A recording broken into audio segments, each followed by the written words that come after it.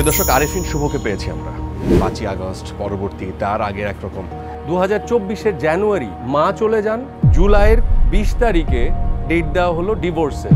আপনার নীলচক্র সিনেমাটা ঈদুল আজহায় বোধহয় মুক্তি পাচ্ছে। এখন পর্যন্ত দর্শক জনপ্রিয়তা আমার করা যত কাজ হয়েছে সে সমস্ত কাজের থেকে নীলচক্র আমার জন্য অনেক স্পেশাল।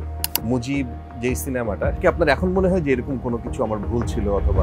আচ্ছা, এই প্রশ্নটা করার সময় কি আপনার মনে হয়েছে এইবার আরেফিন শুভ একটা বাটে পড়বে? এমন কানা ঘোষাও ছিল যে আপনি এমপি হয়ে যাবেন বা ওইখানে ভুল করে ফেলছি ভাই, অনেক টাকা নেওয়া উচিত ছিল আমার। হ্যাঁ, আরেফিন শুভকে সরকার প্রধান তখনকার নেত্রী ফোন দিতেন।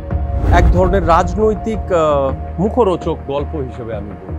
আপনার যে 10 কাঠার একটা প্লট, যেটি নিয়ে মানুষের মধ্যে সবচাইতে বেশি 1 টাকা নিয়েছি, 2 টাকা নিয়েছি, 5 টাকা নিয়েছি, একান্ত আমার ব্যক্তিগত, আমার রিটায়ারমেন্ট বা শেষ ঠিক আশ্রয় হিসেবে এই দেশে একটা জমি চাইতে পারি না, এর বেশি কিছু বলবো না।